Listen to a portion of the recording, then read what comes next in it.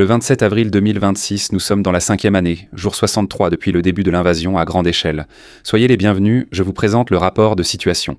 Aujourd'hui, nous voyons de nouveau très peu de choses du front, en fait rien du tout, car comme je l'ai dit, il se passe très peu de choses. Nous voyons plutôt des problèmes du côté ukrainien, alors que la fois précédente, nous avions examiné ceux de l'armée russe. Aujourd'hui, nous allons regarder de l'autre côté et examiner les problèmes au sein de l'armée ukrainienne.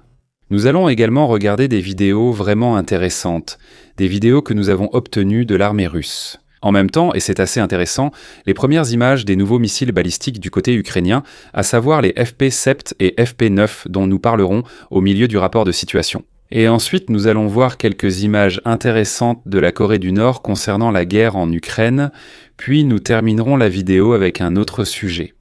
Nous allons voir comment les forces russes perdent actuellement de l'influence en Afrique, notamment au Mali, tout comme cela s'est déjà produit dans de nombreux autres pays. Aujourd'hui, nous avons vraiment beaucoup d'informations. Je dirais que nous commençons tout de suite et que nous attaquons le premier sujet. L'ancien chef d'état-major Viktor Mouchenchko a abordé assez ouvertement dans une interview un problème qu'on entend rarement évoquer aussi directement. Son point est en fait simple. L'armée ukrainienne donne parfois l'impression d'être plusieurs armées indépendantes en même temps. Il cite des exemples comme les Cortisiers, le 3e corps d'assaut, Azov ou Kraken. Ce sont des unités très puissantes, il n'y a aucun doute là-dessus. Mais elles fonctionnent parfois avec leurs propres structures, leurs propres idées, et surtout avec leurs propres projets, équipements et aussi avec leurs propres stratégies. Et c'est précisément là que ça commence à devenir problématique. Quand des unités annoncent soudain des réformes pour toute l'armée, on se demande simplement qui détient vraiment le pouvoir ici. On pourrait penser que ce serait le haut commandement ou l'état-major général qui aurait pris la mainmise ici. Mais cela ne correspond pas vraiment à la réalité. Ils donnent souvent des instructions seulement à certaines sous-unités, dans un secteur précis, puis attribuant les missions après. Mais l'exécution des missions et leur accomplissement relèvent toujours des chefs d'unité, et cela dépend entièrement de la structure subordonnée, qui s'en charge de manière autonome. Et bien sûr, chacun agit à sa manière. Ainsi, si une unité s'est totalement spécialisée dans la guerre par drone, elle accomplira ses missions différemment d'une unité qui est extrêmement axée sur la guerre de position. Les Ukrainiens ont également eu longtemps le problème que toutes les brigades travaillaient et agissaient presque toutes de manière autonome. Cela a finalement conduit à ce qu'ils aient un problème extrême de coordination et surtout de communication. En effet, de nombreuses brigades recevaient leurs missions d'un petit état-major qu'elles exécutaient de manière autonome, sans connaître les ordres et les moyens des unités voisines. Et si je ne sais pas comment sont positionnées les unités à ma droite et à ma gauche qui sont censées couvrir mon flanc, et que je ne sais rien non plus de leur méthode, de leur stratégie et de leur façon d'agir. Puisqu'ils ont à peine communiqué ou été coordonnés entre eux, alors il y a un gros problème. Et ils ont résolu cela grâce au système de corps d'armée, un niveau tactique intermédiaire entre l'état-major général et les unités. Mais maintenant, ce problème ne concerne plus seulement les brigades, mais des formations entières, car le système de corps d'armée a résolu le problème, mais il réapparaît maintenant à un niveau supérieur. Il donne un exemple très concret. Lors d'une opération dans la région de Kupiansk, il a apparemment fallu 2 semaines pour qu'il soit clair qui était responsable et qui avait le commandement. 2 semaines, franchement cela veut tout dire. Concernant le commandement, il a aussi dit qu'une seule personne ne peut pas avoir une vue d'ensemble complète de toute la situation. Si le commandement est trop centralisé autour d'une seule personne, alors que les unités agissent de plus en plus de façon autonome, cela finit par ne plus fonctionner ensemble. Il fait surtout référence au chef d'état-major, à savoir Oleksandr Syrsky. C'est vraiment un très bon commandant pour une brigade, mais pas pour une armée entière, car il retombe sans cesse dans le micromanagement et continue de penser à l'échelle d'une brigade. Et cette critique ne vient pas seulement de lui, c'est une critique que j'ai moi-même déjà exprimée à plusieurs reprises, tout comme beaucoup d'autres avant moi. Cela signifie que ce n'est rien de nouveau ou rien qui ne se dégage que d'un cercle très restreint de personnes, mais quelque chose qui est probablement connu sur l'ensemble du front. Il n'est, à ce qu'il paraît, pas le chef d'état-major le plus populaire. La question est bien sûr de savoir combien de temps il pourra continuer ainsi sans changer sa façon de faire. Et il y a des problèmes de ce genre, dont nous avons déjà parlé. Je ne fais qu'y revenir brièvement. Il y a eu par exemple de nombreux cas où Syrsky a pris des décisions jusqu'au niveau des chefs de section, concernant l'emplacement des tranchées le long du front, alors que ce n'est pas du tout son rôle. C'est la tâche des chefs de section sur place. Et ils reçoivent ces instructions des chefs de compagnie, qui les reçoivent des chefs de bataillon, lesquels les reçoivent du chef de brigade. Et celui-ci les reçoit via le corps d'armée, et le corps d'armée directement de Syrski. C'est l'ordre hiérarchique correct dans cette structure. Qu'un chef d'état-major descend jusqu'au niveau des chefs de section et donne directement des ordres, contournant ainsi toute la structure hiérarchique. Les Ukrainiens doivent faire face à cette situation. Des images montreraient des soldats russes creusant un tunnel à la main sur le front, mais il reste impossible de le confirmer indépendamment. Mais la scène semble plutôt plausible au vu de ce que l'on observe régulièrement en ce moment. Beaucoup de travail manuel et d'improvisation, sans pilier de soutien. Je ne suis pas expert en construction de tunnels, mais mes spectateurs ont des profils variés. Quelqu'un ici saura sûrement quand cela devient problématique. De tels tunnels ont généralement un but précis, permettre des déplacements couverts entre les positions, s'approcher des lignes ennemies ou tout simplement se protéger de la reconnaissance par drone. Les deux derniers points sont particulièrement intéressants pour cette guerre. Les Russes ne mènent pas non plus une guerre de guérilla, comme le Viet Cong à l'époque, c'est pourquoi nous pouvons exclure ou laisser de côté les autres avantages d'un réseau de tunnels.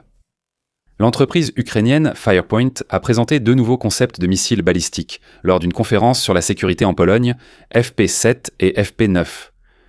Nous en avons déjà beaucoup entendu parler, mais pour certains des invités à la conférence, cela devait probablement être une nouveauté. Jusqu'à présent, seuls des concepts d'une série d'essais confirmés ont été présentés, que nous avons déjà vus dans le rapport de situation, mais il n'y a pas encore eu d'utilisation réelle, alors que l'Ukraine en avait pourtant annoncé pour 2026. Firepoint poursuit ainsi sa stratégie de développement de ses propres capacités à longue portée. Après les projets précédents, on voit clairement ici une orientation vers une plus grande portée et un impact plus puissant. Mais maintenant, nous voyons un modèle tout à fait officiel, ici, des 2 missiles. Et regardez celle de droite. Je vais mettre à côté une image du missile balistique russe Kinjal. Vous voyez bien d'où ils ont probablement tiré leur inspiration. Ça pourrait donc devenir intéressant. En Corée du Nord, un monument a été inauguré en hommage aux soldats tombés au combat durant la guerre du côté russe. Le dirigeant Kim Jong-un a déclaré ouvertement à cette occasion que la Corée du Nord continuerait de soutenir la Russie en insistant explicitement sur la souveraineté et l'intégrité territoriale. Ce qui devient intéressant, ce sont les images publiées à la toute fin de la vidéo, car on y voit des véhicules occidentaux endommagés, dont un Léopard 2A4, un AMX 10RC et un Husky. Le problème, c'est qu'il n'existe jusqu'à présent aucun rapport confirmé indiquant que les forces nord-coréennes aient jamais capturé de tels systèmes, ni même combattu contre eux. Cela signifie que les Russes vont probablement remis les véhicules aux Nord-Coréens, ce qui leur a permis de se constituer un petit musée en plein air. Mais ce n'est pas tout à fait exact, c'est un lieu tourné vers l'avenir. Car même ce matériel qui est un peu dépassé chez nous reste encore de meilleure qualité et plus avancé que ceux avec quoi les Nord-Coréens combattent.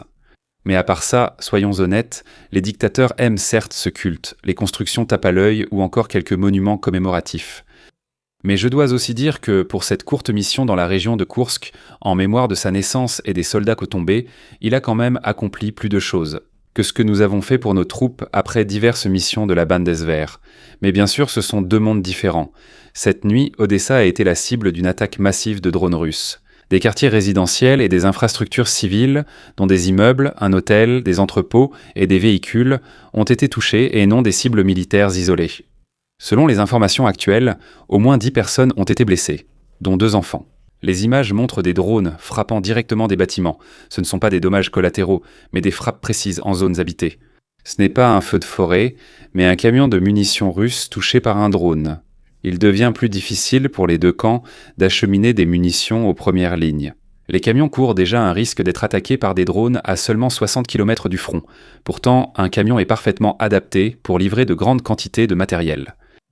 Plus un camion doit rester éloigné du front pour éviter d'être détruit, plus il faut que de petits véhicules transportent de petites quantités de munitions et de matériel sur une longue distance. Cela signifie que moins de matériel atteindra le front, et ce, sur une longue période et avec de grands efforts. C'est vraiment incroyable de voir à quel point les drones ont aussi un impact sur la logistique. Rien que l'idée qu'il pourrait y avoir des drones ici, capables de détruire un camion, suffit à empêcher la logistique d'aller plus loin dans certaines zones. Le drone n'a même pas besoin d'être présent sur place. Cela signifie simplement qu'il suffit de savoir qu'il pourrait y avoir des drones ici. et parfois cela suffit déjà à ralentir toute la logistique, plus ou moins. Et pourtant, cela a un impact si fort sur le front. Le Mali fait face à une de ses pires escalades depuis des années. Ce qui se passe actuellement dans le pays ressemble à une grande offensive coordonnée qui a touché plusieurs régions en même temps et qui bouleverse les rapports de force. En très peu de temps, des attaques ont été signalées venant de directions très différentes. Particulièrement dans le nord, les forces Touareg avancent, tandis que dans le sud et l'ouest, autour de la capitale, des groupes islamistes armés sont actifs. Ces mouvements parallèles exercent une pression massive sur le gouvernement. Un lieu particulièrement symbolique est la ville désertique de Kidal. Elle est depuis longtemps une région clé du Nord. Elle serait à nouveau aux mains des rebelles. Des combattants armés contrôlent les bâtiments centraux. Les troupes gouvernementales auraient reculé. Pour le commandement militaire, c'est aussi un revers important, cette région ayant longtemps été centrale dans leur stratégie pour reprendre le contrôle du pays. Des forces internationales sont aussi concernées.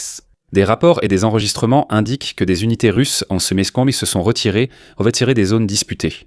Leurs véhicules auraient arboré des drapeaux blancs, ce qui laisse penser à un retrait ordonné. Dans le même temps, il semble que des soldats du gouvernement local aient été abandonnés par les Russes.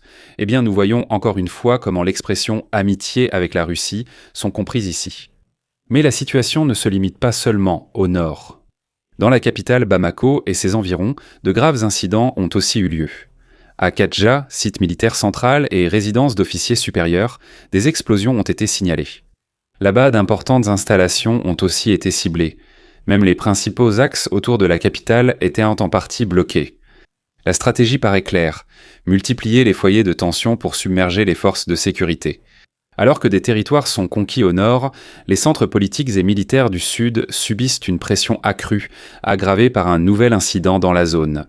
Dans l'est du pays, un hélicoptère militaire a été abattu. Les premiers indices suggèrent donc qu'il a été touché par des rebelles.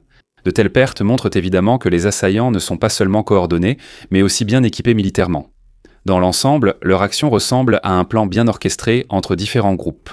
Une alliance de forces Touareg séparatistes et de combattants islamistes semble actuellement poursuivre des objectifs communs.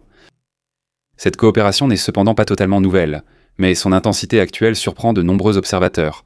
Le gouvernement, quant à lui, tente de démontrer son contrôle. Les autorités évoquent des dégâts limités et assurent que la situation est sous contrôle, tandis que des couvre-feux sont imposés et que des informations faisant état de combat continuent de parvenir de plusieurs régions. Les apparitions publiques des principaux responsables politiques se font toujours attendre, ce qui crée une incertitude supplémentaire. D'un point de vue historique, la situation est particulièrement explosive. Des développements similaires ont eu lieu il y a des années, lorsque des rebelles du Nord cherchèrent à établir leur structure et que des groupes islamistes prenaient masse de l'influence.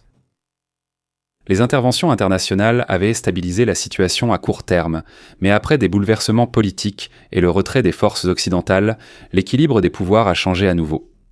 Aujourd'hui, le Mali est de nouveau à un point critique. Le Nord menace de nouveau de sombrer, tandis que le centre du pouvoir au Sud est également pris pour cible, et qu'une puissance protectrice que le Mali s'est achetée, à savoir la Russie, capitule actuellement dans certains domaines. Si cette dynamique se poursuit, le pays pourrait être confronté à une nouvelle crise majeure. Les prochains jours seront donc décisifs. Il est actuellement totalement incertain de savoir si le gouvernement pourra reprendre le contrôle ou si les positions vont continuer à se durcir. Il est clair que la situation a franchi un nouveau palier d'escalade. Merci à tous les abonnés, aux membres de la chaîne et à l'Algo Crew. Un merci tout particulier au lieutenant-colonel Renneke, à Scylla Additive et à Ferdio Mayrofer. Abonnez-vous, likez, commentez et à bientôt pour le prochain rapport.